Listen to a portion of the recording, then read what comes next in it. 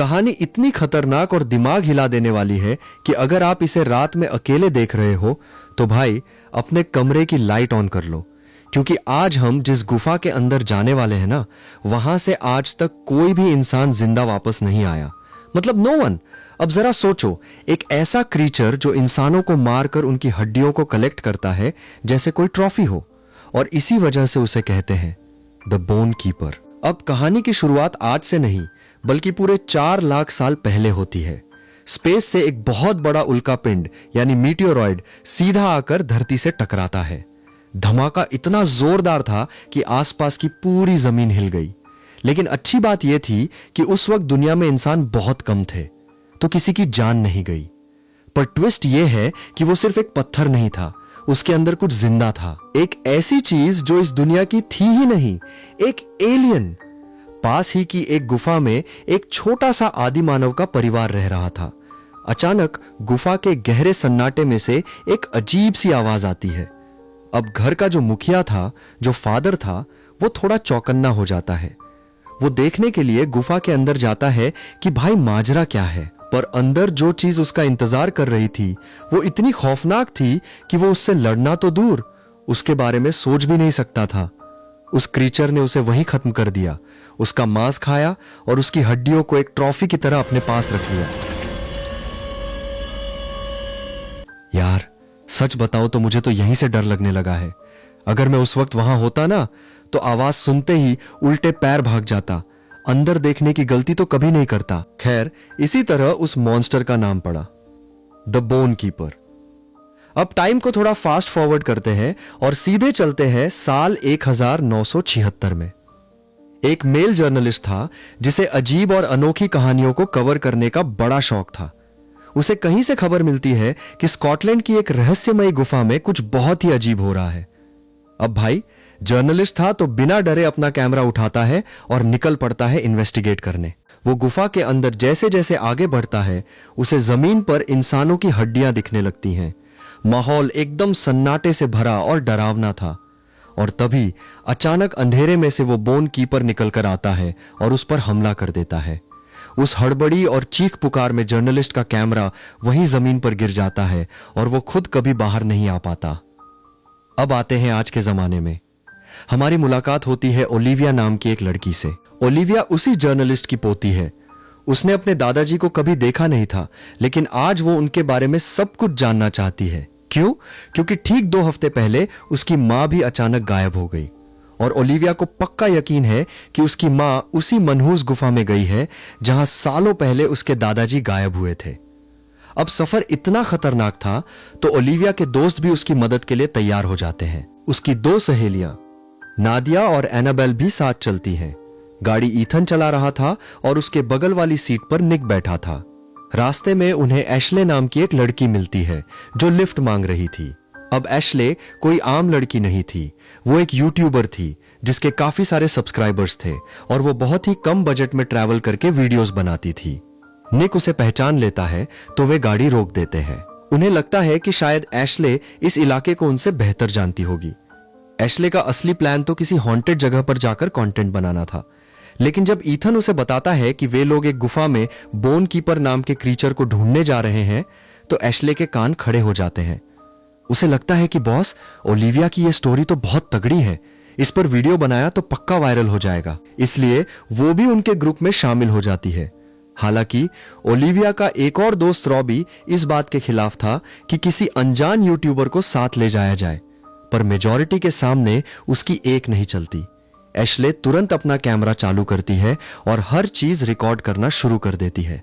वैसे उसने bone keeper का नाम पहली बार सुना था। निक उसे समझाता है कि भाई, बोन कीपर एक ऐसा मॉन्स्टर है जो इंसानों को खाता है और उनकी हड्डियां जमा करता है। एनाबेल भी बताती है कि वे लोग वहां ओलिविया की लापता मां को ढूंढने जा रहे हैं। एशले को लगता है कि अगर ये कहानी इंटरनेट पर वायरल हो गई तो शायद ओलिविया की मां को ढूंढने में मदद मिलेगी। चलते चलते वे लोग एक कैबिन में पहुंचते हैं जिसे उन्होंने रेंट पर लिया था। बाकी सब तो थोड़े रिलैक्स थे, खासकर एशले जो बस अपने कंटेंट में बिजी थी।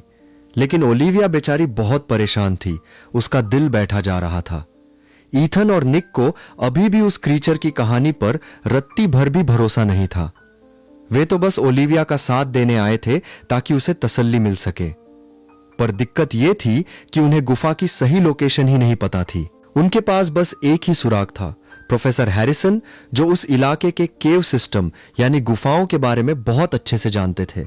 उस रात वे लोग पास के एक लोकल पब में जाते हैं। पब में काफी भीड़ थी और इन नए चेहरों को देखकर सब उन्हें ही घूरने लगते हैं। वहां की दीवारों पर कई सारे मिसिंग पर्सन के पोस्टर्स लगे हुए थे। साफ दिख रहा था कि ये वो लोग थे जो बोन कीपर की तलाश में निकले और फिर कभी वापस नहीं आए। ईथन ड्रिंक्स ऑर्डर करता है, लेकिन वहां का बारटेंडर उन्हें सर्व करने के बजाय सवाल पूछने लगता है कि तुम लोग यहां क्या कर रहे हो। जैसे ही ईथन प्रोफेसर हैरिसन का नाम लेता है, पूरे पब का माहौल एकदम बदल जाता है। सन्नाटा छा जाता है। बारटेंडर बहुत सतर्क हो जाता है, खासकर यह सुनकर कि ये लोग गुफा में लापता हुए किसी इंसान को ढूंढ रहे हैं। पब के बाकी लोग भी उनकी बातें सुनने लगते हैं और माहौल में एक अजीब सा तनाव आ जाता है। उन्हें वहां रुकने तो दिया जाता है, लेकिन एक साफ चेतावनी मिलती है कि उस गुफा के आसपास भी मत फटकना। ईथन इस बात को हंसकर टाल देता है। उसे लगता है कि यह बोन कीपर सिर्फ एक मनगढ़ंत कहानी है जो टूरिस्ट को आकर्षित करने के लिए बनाई गई है।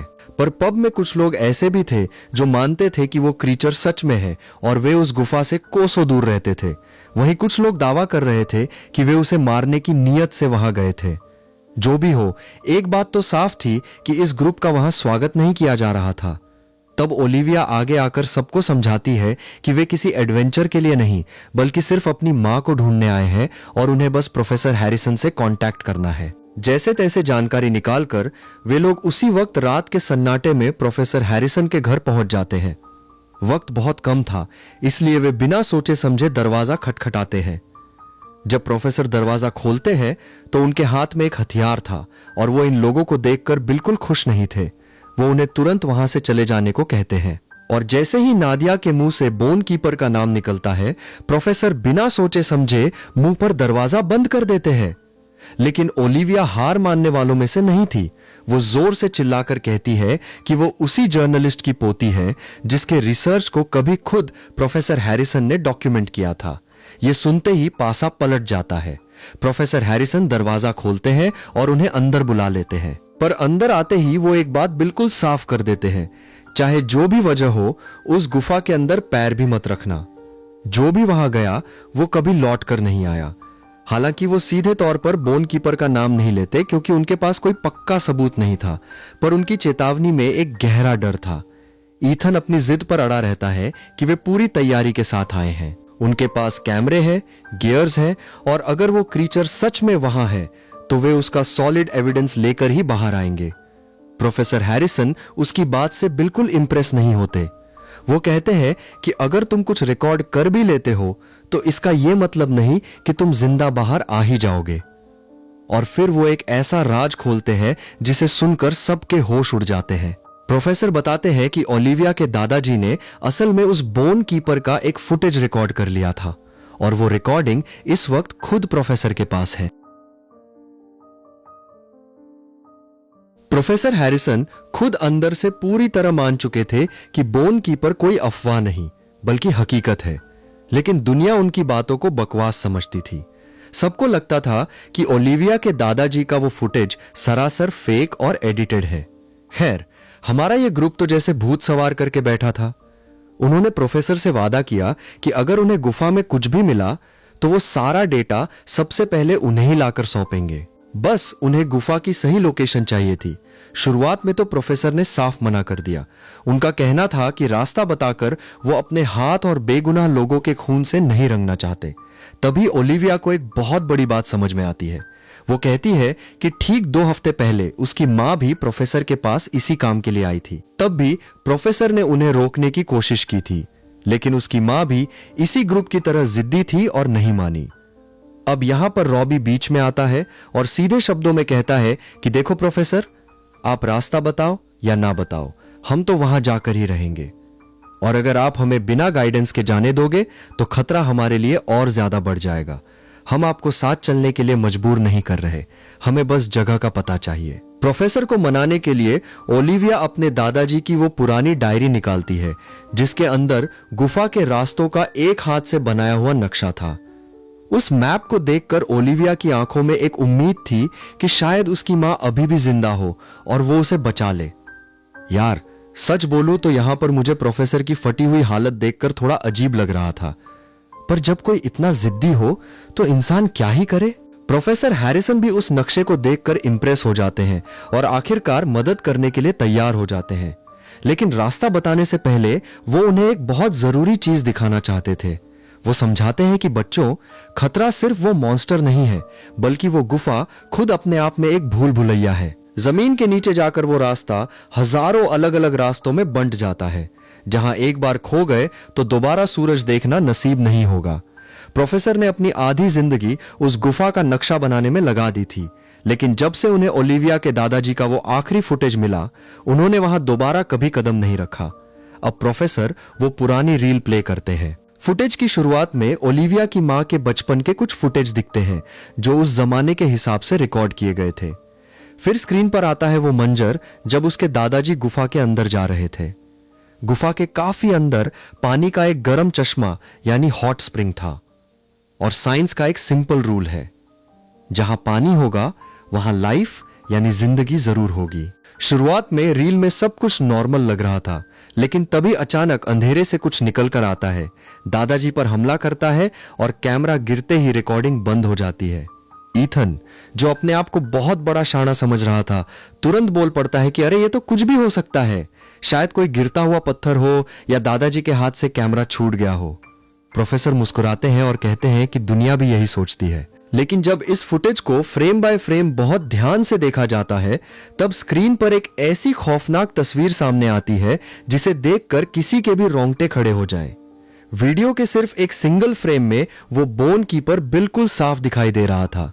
अब चूंकि वो सिर्फ एक फ्रेम में था, इसीलिए लोगों को लगा कि ये एडिटिंग का कमाल है। लेकिन प्रोफेसर बताते हैं कि जब वो उस गुफा में दादाजी को ढूंढने गए थे, तो उस कैमरे के आसपास चारों तरफ सिर्फ और सिर्फ खून बिखरा हुआ था।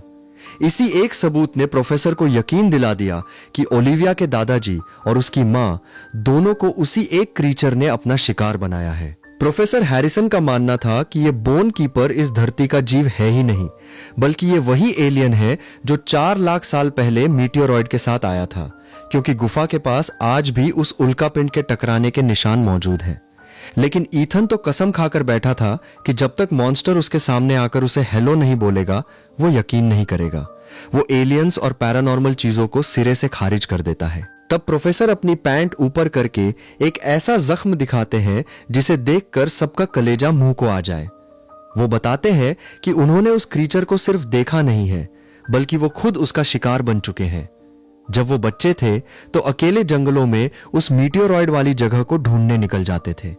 एक दिन उन्हें वो गुफा मिली और अंदर से अजीब आवाजें आईं। जैसे ही वो डरकर भागने लगे, अंधेरे से एक लंबे टेंटिकल यानी एक अजीब से सूंड जैसे हाथ ने उनका पैर जकड़ लिया। वो खुशकिस्मत थे कि किसी तरह अपनी जान बचाकर भाग निकले, लेकिन उस क्रीचर के हमले से उनके पैर में एक अजीब सा जहर फैल गया था, जिसने उनका पैर हमेशा के लिए खराब कर दिया। उस वक्त उनके पेरेंट्स को लगा कि किसी जंगली जानवर ने हमला किया है और प्रोफेसर ने लाख समझाने की कोशिश की, पर किसी ने उनकी बात पर भरोसा नहीं किया। भाई, मुझे तो प्रोफेसर के लिए बहुत बुरा लग रहा था। बचपन में ऐसा खौफनाक एक्सपीरियंस और ऊपर से कोई यकीन भी ना करे, बंदा तो मेंटली हिल ही जाएगा ना। आखिरकार प्रोफेसर हैरिसन उन्हें गुफा का रास्ता बताने के लिए राजी हो जाते हैं, लेकिन सिर्फ 2 सख्त शर्तों पर। पहली शर्त, चाहे कुछ भी हो जाए, तुम सब हमेशा एक साथ रहोगे, कोई भी अकेला नहीं घूमेगा। दूसरी शर्त, तुम वहां उस बोन कीपर का शिकार करने नहीं जा रहे हो। तुम्हारा मकसद सिर्फ एक छोटा सा सबूत जुटाना है, ताकि हम पुलिस और अथॉरिटीज को बुला सकें और फिर प्रोफेशनल्स आकर इस मामले को संभालें। अगले दिन सुबह सारा तामझाम लेकर यह पूरा ग्रुप गुफा की तरफ निकल पड़ता है। गुफा के एंट्रेंस तक का सफर बहुत ही स्मूथ और आसान था। प्रोफेसर की बातें सुनने और वो फुटेज देखने के बाद भी इस ग्रुप के आधे से ज्यादा लोगों के दिमाग में यही था कि अरे ये सब अंधविश्वास है। फिर भी ईथन सेफ्टी के लिहाज से पूरे गियर्स और रस्सियां साथ लाया था ताकि रिस्क कम से कम हो। एशले का पूरा ध्यान सिर्फ और सिर्फ व्लॉगिंग और कंटेंट पर था। वो हर एक सेकंड को कैमरे में कैद कर रही थी। लेकिन ओलिविया का हाल अलग था। उसे गुफा के मुंह को देखकर ही महसूस हो रहा था कि उसकी मां इसी अंधेरे में कहीं उसका इंतजार कर रही है। जब सब कुछ रेडी हो जाता है तो ये सातों लोग एक एक करके उस खौफनाक और अंधेरी गुफा के अंदर कदम रखते हैं। अब बॉस, ये कोई टूरिस्ट प्लेस तो था नहीं कि अंदर लाइट्स और चलने के लिए पक्का रास्ता बना हो। वहां की जमीन बहुत ही ज्यादा ऊबड़ खाबड़ और खतरनाक थी, जहां एक गलत कदम और आप सीधे सैकड़ों फीट नीचे। ओलिविया के दादाजी के उस हाथ से बने नक्शे को देखकर वे बहुत ही संभल कर आगे बढ़ रहे थे, क्योंकि अंदर के रास्ते लगातार बदल रहे थे। तभी अचानक ओलिविया के पैर के पास कपड़े का एक टुकड़ा आता है जिस पर सूखे हुए खून के धब्बे थे। उसी वक्त नादिया की नजर गुफा की दीवार पर पड़ती है, जहां एक अजीब सा सफेद गाढ़ा लिक्विड या कोई सब्सटेंस लगा हुआ था। अब चूंकि नादिया और रॉबी दोनों का साइंस बैकग्राउंड था, तो उनका साइंटिस्ट वाला कीड़ा जाग जाता है। वो रुककर उसे एग्जामिन करने लगते हैं। नादिया कहती है कि यह कोई बायोलॉजिकल सेडिमेंट लगता है, पर वो इसे पहचान नहीं पा रही थी। रॉबी अपना माइक्रोस्कोप निकालता है और कहता है कि ये जो भी लिक्विड है ये हाइड्रोफोबिक है, यानी पानी के बिल्कुल खिलाफ रिएक्ट करता है। और जैसे ही वो माइक्रोस्कोप के लेंस से उस लिक्विड को देखता है, उसके होश उड़ जाते हैं। उस लिक्विड के अंदर कुछ सेल्स अभी भी जिंदा थे और हिल रहे थे। बाकी ग्रुप थोड़ा आगे निकल जाता है, लेकिन एशले थोड़ी पीछे छूट जाती है। उसे लगता है कि एक शांत कोने में अकेले खड़े होकर वीडियो बनाएगी तो थोड़ा सीरियस और डरावना वाइब आएगा। लेकिन जैसे ही वो कैमरा ऑन करती है, अचानक उसे महसूस होता है कि उस घने अंधेरे में कोई है, कोई बहुत बड़ी चीज जो उसे घूर रही है। उसकी रीढ़ की हड्डी में एक सिहरन दौड़ जाती है और वो तुरंत ग्रुप के पास वापस भागने का फैसला करती है। शुरुआत में उसे लगता है कि शायद उसके दोस्त उसे डराने के लिए कोई प्रैंक कर रहे हैं, लेकिन तभी बिना किसी वार्निंग के अंधेरे से एक बहुत बड़ा मस्कुलर टेंटिकल बिजली की रफ्तार से बाहर आता है। बोन कीपर एशले पर सीधा हमला कर देता है। वो ग्रुप से इतनी दूर थी और गुफा का सन्नाटा इतना गहरा था कि उसकी हलक से निकली चीख भी बाकी लोगों तक नहीं पहुंच पाती। वो क्रीचर उसे पलक झपकते ही घसीट कर अंधेरे में ले जाता है। उधर गुफा के दूसरे हिस्से में ओलिविया और बाकी सब एक छोटी सी जगह पर आराम करने के लिए रुकते हैं। उन्हें सामने दो अलग अलग रास्ते दिखाई देते हैं और वे कंफ्यूज हो जाते हैं कि अब किस तरफ जाना है। रॉबी एक साइंटिस्ट वाला दिमाग लगाता है और सजेस्ट करता है कि भाई एक काम करते हैं, हम दो ग्रुप्स में बंट जाते हैं ताकि दोनों रास्तों को एक साथ चेक कर सकें। लेकिन एनाबेल तुरंत मना कर देती है। उसे प्रोफेसर हैरिसन की वो बात याद थी कि चाहे कुछ भी हो जाए, साथ नहीं छोड़ना है। ओलिविया को लगता है कि गुफाएं अंदर जाकर कहीं ना कहीं आपस में जुड़ ही जाती हैं, तो ज्यादा दिक्कत नहीं होगी। ईथन भी रॉबी की बात से सहमत हो जाता है, क्योंकि दो ग्रुप्स में बंटकर वे ज्यादा एरिया कवर कर सकते थे। वोटिंग होती है और मेजॉरिटी के फैसले के हिसाब से वे ग्रुप को बांटने के लिए तैयार हो जाते हैं। तभी अचानक निक को याद आता है कि अरे, एशले तो अभी तक वापस नहीं आई, उसे हम यहीं पीछे नहीं छोड़ सकते। ईथन कहता है कि निक, तुम जरा पीछे जाओ और उसे ढूंढ कर लाओ, फिर जिस भी ग्रुप से तुम्हारा कांटेक्ट हो पाए उसके साथ मिल जाना। यार, सच बताऊं तो यह इस पूरी कहानी का सबसे गलत फैसला था। प्रोफेसर ने चीख चीख कर कहा था कि साथ रहना, पर इन लोगों ने अपनी होशियारी में पूरे ग्रुप को 3 हिस्सों में बांट दिया। रॉबी और नादिया एक साथ हो गए, ओलिविया, एनाबेल और ईथन दूसरे रास्ते पर निकल गए और बेचारा निक अकेला पीछे चला गया एशले को ढूंढने, बिना ये जाने कि एशले का काम तो तमाम हो चुका है। निक अंधेरे में अपने कदमों के निशानों को ढूंढते हुए वापस जाने की कोशिश करता है। वो बार बार एशले का नाम पुकारता है, लेकिन गुफा के सन्नाटे से कोई जवाब नहीं आता। वो जैसे जैसे गहराइयों में जाता है, उसका डर बढ़ने लगता है। अचानक उसे एक अजीब सी आवाज सुनाई देती है और वो अलर्ट हो जाता है। नीचे देखने पर उसे किसी जानवर के जबड़े की हड्डी मिलती है। वो अपनी सर्च जारी रखता है और थोड़ा आगे बढ़ते ही दीवार पर ताजा चमचमाता हुआ खून बिखरा हुआ दिखता है और ठीक उसी के पास जमीन पर गिरा हुआ मिलता है एशले का फोन। अब निक को पक्का यकीन हो जाता है कि बॉस, कुछ तो बहुत ही भयानक कांड हुआ है। वो डर के मारे फिर से एशले को आवाज लगाता है, पर इस बार जवाब में कोई आवाज नहीं, बल्कि दूर से एक दिल दहला देने वाली चीख सुनाई देती है। निक उस चीख की तरफ भागता है और जैसे ही वो एक कोने में मुड़ता है, उसके सामने साक्षात मौत खड़ी थी। वो बोन कीपर अंधेरे से निकलता है और बिजली की फुर्ती से निक पर हमला कर देता है। निक चाहे जितना भी ताकतवर रहा हो, उस एलियन मॉन्स्टर के सामने उसकी एक नहीं चलती और वो भी गायब हो जाता है। अब चलते हैं ओलिविया के ग्रुप की तरफ। वे लोग आगे बढ़ ही रहे थे कि अचानक हवा में एक बहुत ही गंदी सड़ी हुई बदबू फैलने लगती है। ईथन कहता है कि शायद कोई जानवर मर गया होगा और उसकी बॉडी पूरी तरह डिकम्पोज नहीं हुई है, इसलिए ऐसी आंतें सड़ाने वाली बदबू आ रही है। कोई और ऑप्शन ना होने की वजह से वे नाक बंद करके आगे बढ़ते रहते हैं। तभी दीवारों पर उन्हें फिर से वही सफेद लिक्विड दिखाई देता है जो नादिया ने देखा था, और थोड़ा आगे बढ़ते ही एनाबेल को जमीन पर सुनहरे बाल मिलते हैं जो 100% किसी इंसान के थे। अब उनके दिलों में भी ये बात बैठने लगी थी कि इस गुफा में कोई ना कोई तो है जो लोगों को मार रहा है, लेकिन फिर भी वे अपने डर को छुपाने के लिए बोन कीपर के सच को मानने से इनकार कर रहे थे।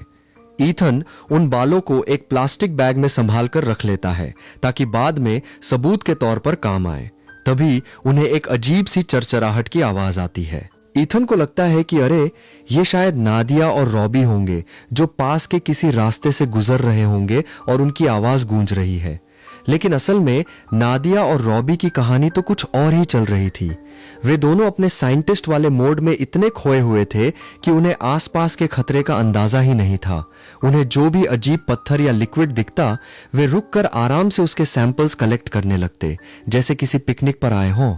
लेकिन तभी एक ऐसी आवाज होती है जो बिल्कुल अलग थी। वे दोनों जैसे ही ऊपर सिर उठाकर देखते हैं, गुफा की छत से एक विशाल टेंटेकल नीचे लटक रहा था।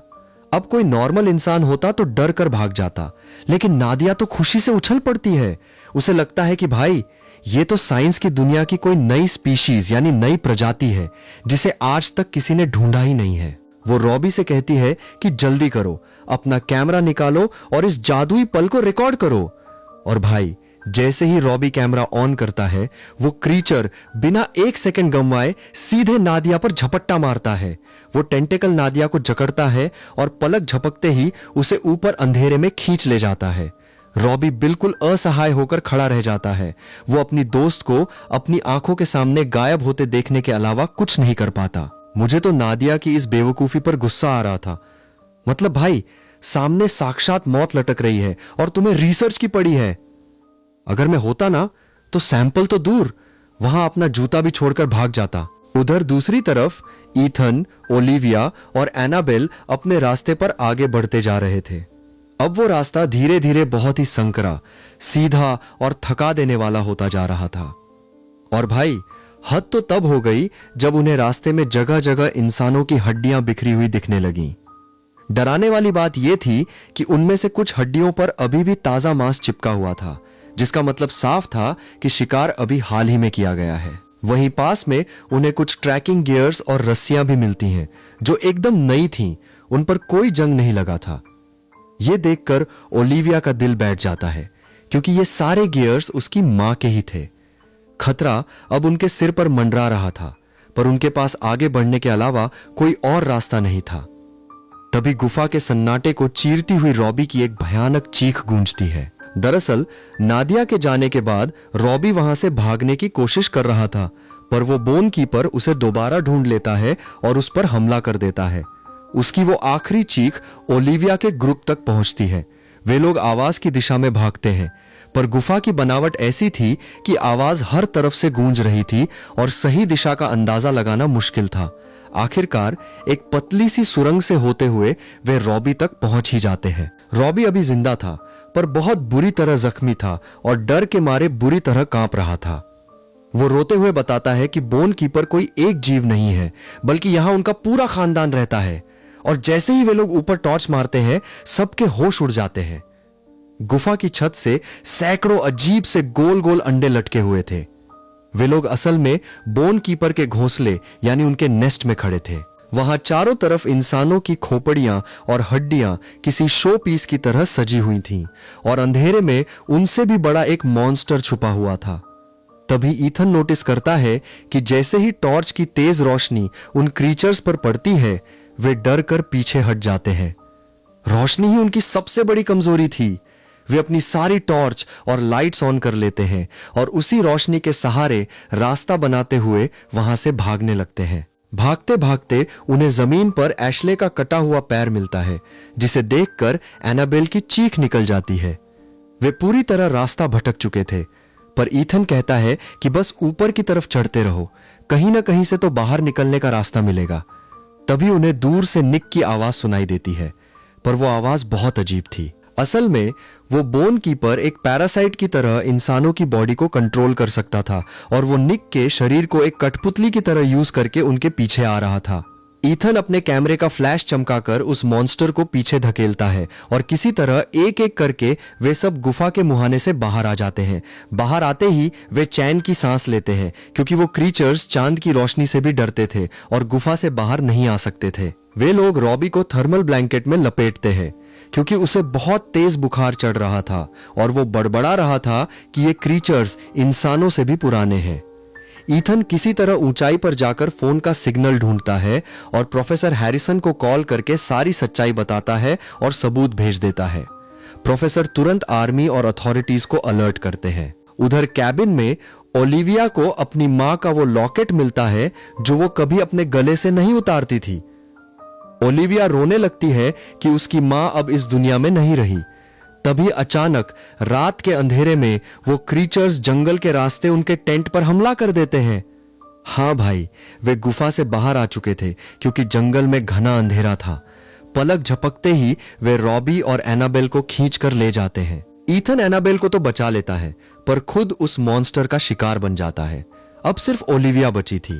वो गिल्ट में टूट चुकी थी कि उसकी वजह से उसके सारे दोस्त मारे गए, पर वो हार मानने के बजाय अपनी सारी लाइट्स उठाती है और अकेले दोबारा उस मौत की गुफा में घुस जाती है। अंदर ईथन मरने से पहले अपने फोन से उस सबसे बड़े बोन कीपर का लाइव स्ट्रीम कर रहा था। ओलिविया जैसे ही उस नेस्ट के सेंटर में पहुंचती है, उसे अपनी मां की डेड बॉडी दिखती है। वो रोते हुए मां के गले से वो चेन निकालती है। तभी वो विशाल मॉन्स्टर ओलिविया के सामने आकर खड़ा हो जाता है। ओलिविया अपनी आंखें बंद कर लेती है और अपनी मां की एक पुरानी वॉइस रिकॉर्डिंग प्ले कर देती है। अजीब बात यह थी कि उस आवाज को सुनकर वो मॉन्स्टर रुक जाता है और हमला नहीं करता। ठीक उसी वक्त प्रोफेसर हैरिसन के साथ आर्मी की एक पूरी टीम गन्स और बारूद लेकर गुफा में घुसती है और अंधाधुंध फायरिंग शुरू कर देती है। क्रीचर्स पीछे हट जाते हैं और टीम ओलिविया को सही सलामत बाहर निकाल लेती है।